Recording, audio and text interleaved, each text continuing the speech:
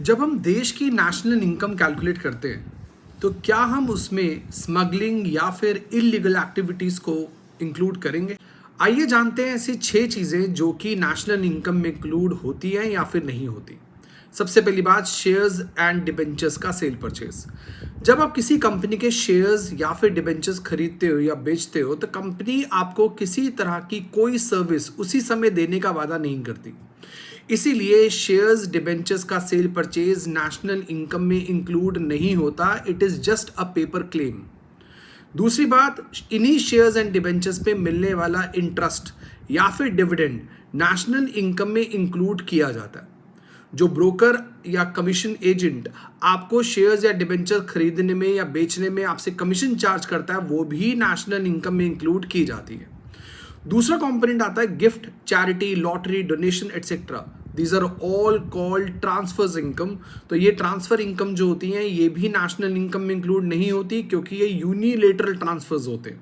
क्योंकि आपको गिफ्ट मिला, डोनेशन मिली, चैरिटी मिली, आपने बदले में कुछ नहीं दिया, तो इसलिए इसको भी नेशनल इनकम में इंक्लूड नहीं किया जाता।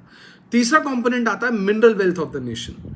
मिनरल वेल्थ मतलब जैसे इंडिया में कोल है, काफ़ी बड़ी मात्रा में कोल पाया जाता है, बट अर्थ में से जितना कोल जिस साल में जितनी क्वांटिटी में एक्सट्रैक्ट किया जाएगा नेशनल इनकम में हम सिर्फ उतने को ही इंक्लूड करेंगे। नेक्स्ट कंपोनेंट आता है capital gain and capital loss. किसी तरह का कोई भी कैपिटल गेन, अगर आपकी प्रॉपर्टी की वैल्यू पड़े पड़े बढ़ जाए तो that is called a capital gain. Property की वैल्यू गिर जाए that is called capital loss. तो किसी भी तरह का कोई भी कैपिटल गेन या फिर कैपिटल लॉस नेशनल इनकम में इंक्लूड नहीं किया जाता। फिर आता है नेशनल डेट इंटरेस्ट।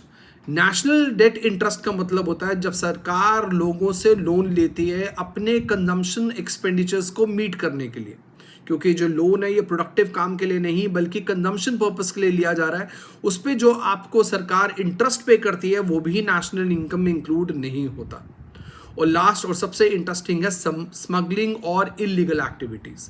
स्मगलिंग या फिर इलीगल एक्टिविटीज से होने वाली इनकम को भी हम नेशनल इनकम में इंक्लूड नहीं करते, क्योंकि फर्स्ट ऑफ ऑल इस तरह की एक्टिविटीज का काउंट रखना बहुत मुश्किल है। दूसरी बात, ये जो एक्टिविटीज होती हैं ये इलीगल एक्टिविटीज होती हैं, इनको प्रोडक्टिव एक्टिविटीज में इंक्लूड नहीं करते, इसलिए ये भी नेशनल इनकम में इंक्लूड नहीं किया जाता।